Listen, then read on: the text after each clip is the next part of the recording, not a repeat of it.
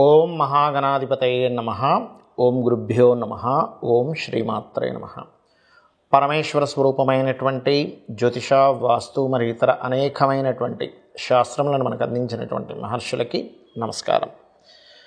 హయగ్రీవ హయగ్రీవ హయగ్రీవేతి యో వదేత్ తస్య నిస్సరతే వాణీ జహ్నుకన్యా ప్రవాహవత్. అరుణాం కరుణాతరంగితాక్షీం ధృతపాశాంకుశపుష్పబాణచాపాం అనిమాదిభిరావృతాం మయూకైః అహమిత్యేవ విభావయే భవానీం. శ్రీమాత్రే నమః. ప్రేక్షకులకి ఆ లలితాంబిక అమ్మవారి యొక్క అనుగ్రహం పరిపూర్ణంగా కలగాలని మనస్ఫూర్తిగా కోరుకుంటూ మనం ఈరోజు చెప్పుకోబోయేటువంటి టాపిక్ ఏమిటి అని చెప్పి చూసుకున్నట్లయితే, శుక్రగ్రహము ప్రతి ఒక్కరికి కూడా ఒక్కొక్క గ్రహము ఒక్కొక్క ఫలితం ఇస్తుంది. శుక్రుడు ధనానికి, సుఖానికి, వివాహానికి, లగ్జరీగా ఉండేటువంటి విషయాలకి కారకుడు. కాబట్టి మీకు గనక శుక్రగ్రహ అనుగ్రహం కావాలి, ప్రతి ఒక్కరూ కోరుకుంటారు శుక్రగ్రహ అనుగ్రహం కావాలండి, నాకు శుక్రమహర్దశ నడుస్తుందంటే ఓ మంచి దశ అనుకుంటారు. కానీ ఆ శుక్రదశ ఒక్కోసారి కొంతమందికి యోగించదు, కొంతమందికి యోగిస్తుంది. ఇప్పుడు ఆ శుక్రుడు యోగించాలంటే ఏం చేయాలి, ఏ దేవతారాధన ఎలా చేసుకోవాలి, అదేవిధంగా మీ లగ్నం నుంచి శుక్రుడు ఎన్నో అధిపతి అవుతాడు, ఎన్నో అధిపతి అయినందుకు ఎటువంటి ఫలితాలు ఇస్తాడు, అదేవిధంగా మీకు శుక్రుడు ఫలానా గ్రహంతో కలిసినప్పుడు ఎటువంటి ఫలితాలు వస్తాయి. శుక్రుడు సహజంగానే వివాహ, భార్యాకారకుడు, ధనకారకుడు అని చెప్పుకున్నాం. కాబట్టి దీనికి సంబంధించినటువంటి పూర్తి వివరణ మనం ఈ యొక్క వీడియోలో చూద్దాం. అయితే ఈ విషయాలు ఏవైతే ఉన్నాయో చెప్తుంది నేనైనప్పటికీ కూడా చెప్పేస్తుంది సాక్షాత్ లలిత అమ్మవారిగా భావిస్తూ ఒక్కొక్క లగ్నము, లగ్నం తెలియని వారి రాశి నుంచి మనం చూసుకుందాం. మీన లగ్నము, మీన రాశి. మీనం వారికి కనుక చూసుకున్నట్లయితే శుక్రగ్రహము పర్టికులర్గా ఇక్కడ మీకు తృతీయ అష్టమ అధిపతి. తృతీయ అష్టమాధిపతి అయినప్పుడు ఏమవుతుందంటే, శుక్రుడు బాగున్నాడు అనుకోండి, ఇంక తిరుగుండదు. అంటే అలాగా చాలా సునాయాసంగా మనం చూస్తూ ఉంటాం. పలానా ఒక ల్యాండ్ విషయంలో ఈయన మధ్యవర్తిగా ఉన్నాడండి, జస్ట్ ఆయన ఒక ఫోన్ కాల్ ద్వారా కొన్ని లక్షలు కలిసి వచ్చేసాయి, కోట్లు కలిసి వచ్చేసాయి అని వింటూ ఉంటాం. అంటే ఏమిటి, ఇక్కడ ఈ శుక్రుడు విపరీత రాజయోగాన్ని పొందుండాలి, లేదా నీచభంగ రాజయోగాన్ని పొందుండాలి శుక్రుడు, అప్పుడు జరుగుతాయి అవి. లేదా శుక్రుడు మంచి పొజిషన్లో ఉండాలి, ఎక్కడా కూడా పాపగ్రహ సంబంధాలు రాకుండా ఉండాలి. అప్పుడు ఇంకా ఒక్క మాటతో ధనం రావడం, ఒక ఫోన్ కాల్తో కలిసి రావడాలు జరుగుతూ ఉంటాయి. నేను ఇట్లాంటి కేసెస్ చాలా చూసాయి, ఇలాంటి జాతకాలు. కానీ ఇదే శుక్రుడు కనుక పాడయ్యాడు, వీళ్ళు వెళ్ళి మధ్యవర్తిగా వెళ్ళి ఇరుక్కొని అక్కడ పోగొట్టుకుంటూ ఉంటారు. ఆస్తులు అంటే పూర్వీకుల ఆస్తులు పోగొట్టుకోవడం, మీ యొక్క సిగ్నేచర్ ఇంకెవరో 40 చేసి మీ ఆస్తులు అమ్మేసుకోవడం, మీ తాతగారు ఆస్తులు అమ్మేసుకోవడం, అన్నదమ్ములతోనే ఇబ్బందులు రావడం, అన్నదమ్ములు సహకరిస్తారనుకుంటే వాళ్ళే మీకు ఇబ్బందులు క్రియేట్ చేయడం జరుగుతూ ఉంటుంది. ఎందుకంటే శుక్రుడు మీకు 3-8 అధిపతి. అన్నదమ్ములు, అక్క చెల్లెలకు కారకుడు. ఇన్సూరెన్సెస్ సరైన సమయంలో ఇన్సూరెన్సెస్ కట్టకపోవడం వల్ల, లేనట్లయితే ఒక్కోసారి ఏమవుతుందంటే సుఖ వ్యాధులు వస్తుంటాయి కొంతమందికి. చూడండి, గైనికల్ ఇష్యూస్ రావడం లేడీస్కి, లేనట్లయితే కొన్ని ఇట్లాంటివి జరుగుతూ ఉంటాయి. ఇవి చూసుకోవాలి. సరే, ఇక్కడ మీకు ఇబ్బంది అవుతుంది, శుక్రదశ వచ్చినప్పటి నుంచి ఇంకా నాకు ఎక్కువగా కమ్యూనికేషన్స్ ఇబ్బందులు పడ్డాయి, అన్నదమ్ములతోనే, అక్కచెల్లెలతోనే, ఎక్కువగా అక్కచెల్లెలతో ఇస్తూ ఉంటాడు. ఎందుకంటే శుక్రుడు స్త్రీకారకుడు కాబట్టి జరుగుతున్నాయి అన్నప్పుడు మీరు ఒకటే గుర్తుపెట్టుకోండి, మీ యొక్క శుక్రరాశుల్లో ఏ గ్రహాలు ఉన్నాయో చూసుకోండి. అంటే వృషభంలో, తులలో ఏ గ్రహాలు ఉన్నాయో చూసుకొని ఆ గ్రహాలకి దీపారాధన చేయండి. అలా ఆ గ్రహాలకు దీపారాధన చేస్తూ మీరు నిత్యము కనుక తెల్లటి పుష్పాలు తీసుకోండి. తెల్లటి పుష్పాలు తీసుకుని ఒక్కొక్క పుష్పం వేస్తూ అమ్మవారి ఆరాధన, అంటే లక్ష్మీదేవికి అనుకుంటే లక్ష్మీ ఆరాధన, లక్ష్మీ అష్టోత్తరం చదువుకుంటూ చేయండి, లేదా లలితా సహస్రనామాలు చదువుకుంటూ చేయండి. ఇవన్నీ నాకు తెలియవు అనుకుంటే ఓం శ్రీమాత్రే నమః అనుకుంటూ తెల్లటి పుష్పం ఎన్నో ఒక ఇన్ని పుష్పాలు తీసుకోండి, లెక్కేం పెట్టకండి. లేదా 108 తీసుకుంటానంటే 108 తీసుకొని ఓం శ్రీమాత్రే నమః లేదా లక్ష్మీ అష్టోత్తరాలు చేసుకుంటూ చేయండి. ఖచ్చితంగా మీరు బయటపడడం జరుగుతుంది. శుక్రుడు పాడైతే ఒకటే గుర్తుపెట్టుకుంటే యాక్సిడెంట్స్ కూడా అవుతాయి. కాబట్టి మీకు శుక్రుడు పాడయ్యాడు, యాన్స్టస్ ప్రాపర్టీ మీ పేరు మీద ఉండకూడదు, వాహనం మీద వెళ్ళేటప్పుడు కాస్త స్లోగా వెళ్తూ ఉండండి, ఈ జాగ్రత్తలు తీసుకోండి.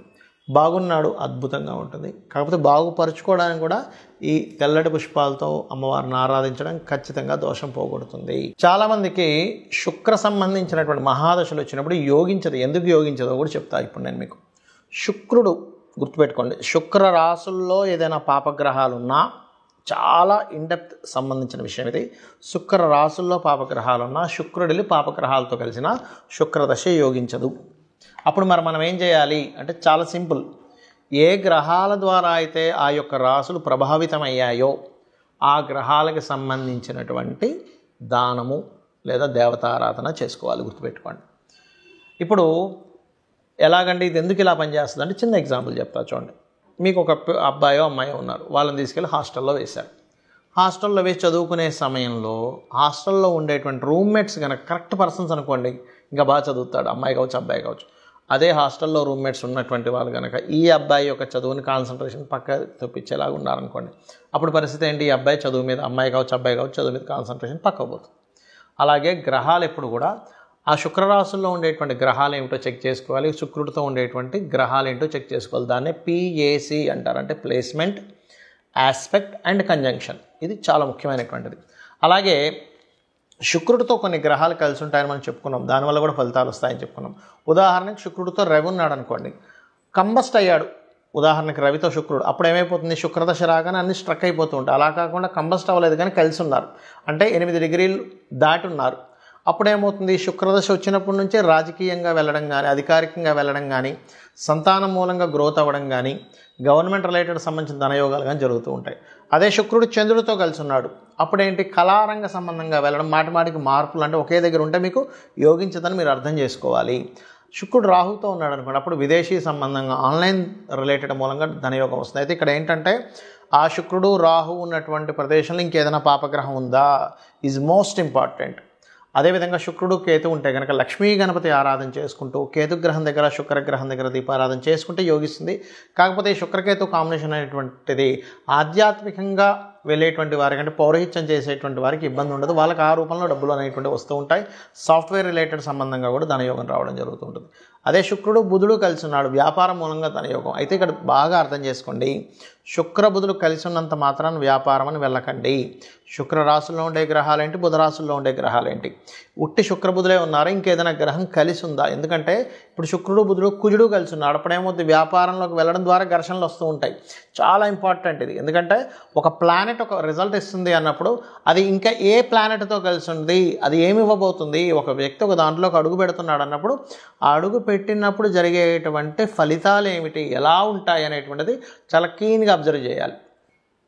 అదేవిధంగా మరొకటి ఏంటంటే శుక్ర శని కాంబినేషన్ ఉంది, పురుష జాతకం అనుకోండి. ఇది ఉదాహరణకి ఖచ్చితంగా వారికి వచ్చేటువంటి భార్య ఎవరైతే ఉన్నారో తను కూడా జాబ్ చేస్తుందని చెప్పొచ్చు. అలా కాకుండా కేతు కూడా కలిసి ఉన్నాడు, జాబ్ చేయదు. అంటే ఏంటి? ఒక ప్లానెట్ ఉన్నప్పుడు ఒక రిజల్ట్ ఇస్తుంది, కానీ అది ఇంకొక ప్లానెట్ వచ్చినప్పుడు దాని రిజల్ట్ మార్చుకుంటూ ఉంటుంది. అలా కాకుండా శుక్రుడు శని కాకుండా బుధుడు కూడా ఉన్నాడు, వచ్చేటువంటి జీవిత భాగస్వామి జాబ్తో పాటు బిజినెస్ కూడా చేస్తుందని చెప్పొచ్చు. అలా కాకుండా శుక్రుడు కుజుడు మన శని ఉన్నారు, అప్పుడేంటి? వచ్చేటువంటి జీవిత భాగస్వామి కాస్త అగ్రెసివ్గా ఉంటుంది, స్ట్రైట్ ఫార్వర్డ్నెస్గా ఉంటుందని చెప్పొచ్చు. అంటే ఏంటి? శుక్రుడు వల్ల మనం వచ్చేటువంటి జీవిత భాగస్వామి ఎలా ఉంటుంది, తను ఏం చేస్తుంది, తన యొక్క స్వభావం ఏమిటి, తను వచ్చినప్పటి నుంచి వీళ్ళకు ఉండేటువంటి లైఫ్లో ఎటువంటి చేంజెస్ ఉంటాయి. ఒకవేళ ఏదైనా దోషం ఉన్నట్లయితే ఇది వివాహానికి కూడా చూపిస్తుందని చెప్పుకున్నాం మనం. ఒకవేళ వివాహ సంబంధించిన దోషం ఏదైనా ఉన్నట్లయితే దానికి సంబంధించింది ఎలా చేసుకోవాలి, ఎందుకంటే శుక్రగ్రహం పర్టికులర్గా మీకు అది డ్యూయల్ సైన్లో ఉంటే ఒక రిజల్ట్, ఫైరీ సైన్లో ఉంటే ఒక రిజల్ట్స్, చర్రాసులు ఉంటే ఒక రిజల్ట్స్ అనేవి ఇస్తూ ఉంటాయి. శుక్రుడు అబ్జర్వ్ చేసే వివాహ జీవితం ఎలా ఉంటుందో చెప్పొచ్చు. 7వ స్థానాన్ని 12వ స్థానాన్ని అబ్జర్వ్ చేసుకొని ఎటువంటి ఫలితాలు వస్తాయి. ఒకవేళ శుక్రుడు గురువుతో ఉన్నాడు, గైడింగ్ నేచర్ ఉండే జీవిత భాగస్వామి వస్తుంది. అంటే ఏంటి? తను ప్రతిదీ చూసుకుంటూ ఉంటుంది. ఆ రకంగా ఏంటంటే మనం అసలు శుక్రుడు ఉండేటువంటి స్థితి ఏమిటో అనేటువంటి చూసుకోవాలి. కుజుడితో ఉన్నాడు, ఫైరీ నేచర్. అలా ఒక్కొక్క దాన్ని బట్టి ఇప్పుడు అదే కుజుడు కనుక బాగా పాడైపోయాడు, అప్పుడు ఏమవుద్ది? జీవిత భాగస్వామికి మాటిమాటికి ఏదో యాక్సిడెంట్స్ అవ్వడము, మిస్క్యారేజ్ అవ్వడము, లేకపోతే ఆపరేషన్స్ అవ్వడం, ఇట్లాంటివి జరుగుతూ ఉంటాయి. కాబట్టి ఏంటి? ఇక్కడ ఈ శుక్ర గ్రహం యొక్క ప్రభావం తగ్గాలంటే ఒకటే గుర్తుపెట్టుకోండి, శుక్రుడు ఏ గ్రహాలతో కలిసి ఉన్నాడు, ఏ పాపగ్రహాలతో కలిసి ఉన్నాడో ఆ గ్రహాలకు దీపారాధన చేయండి, ఆ గ్రహాలకు సంబంధించి దానం ఇవ్వండి. Point number 1. రెండవది, శుక్రుడు బాగా యోగించాలంటే గణపతి, లక్ష్మీ గణపతి ఆరాధన చేసుకోవాలి. లలితా సహస్రనామాల యొక్క శ్రవణము పఠనము చేయండి. అదేవిధంగా వీలైనంత మట్టుకు శక్తిదేవత ఆలయాలకు ఎక్కువగా సందర్శిస్తూ ఉండండి. మరియు గోవుకి శుక్రవారం పూట చపాతీ, అంటే నూనె వేయకుండా ఉండేటువంటి చపాతీ మీద చక్కగా తేనెను పూసి 3 చపాతీలు తీసుకుని దాన్ని చిన్న చిన్న ముక్కలుగా చేసి శుక్రుడికి సంబంధించినటువంటి శుక్రుడు అధిష్టాన దేవత అమ్మవారి నామాలు చదువుతూ లలితాహాస నామాలు కావచ్చు, ఓం లక్ష్మీదేవి అయిన నమః అనుకుంటూ గోవుకు తినిపించండి. దీనివల్ల ఏమవుతుందంటే శుక్రుడి యొక్క అనుగ్రహం కలిగిందనుకోండి, ధనము చక్కగా సుఖాలు, భోగాలు, భార్య ద్వారా అనుకూలత, వివాహం ద్వారా అనుకూలత కలుగుతుంది. శుక్రుడు అనుకూలించినప్పుడు ఏం జరుగుతాయంటే స్త్రీల ద్వారానే గొడవలు, వివాహం ద్వారా గొడవలు, ధనం ఎవరికైనా ఇచ్చి గొడవలు, ఇవి జరుగుతూ ఉంటాయి. కాబట్టి వీటి నుంచి మీరు బయటపడాలి. ఎందుకంటే స్త్రీ శాపం కూడా శుక్రుడు ద్వారానే చూస్తాం మనం. ఇవి జరగాలంటే నిత్యము అమ్మవారి ఆరాధన చేయండి. శుక్రగ్రహం యోగిస్తుంది. తద్వారా మీ యొక్క జీవితంలో సుఖము, సంతోషము, ధనప్రాప్తి అన్నీ కూడా కలుగుతాయి. కలగాలని మనస్ఫూర్తి కోరుకుంటూ శ్రీమాత్రే నమః.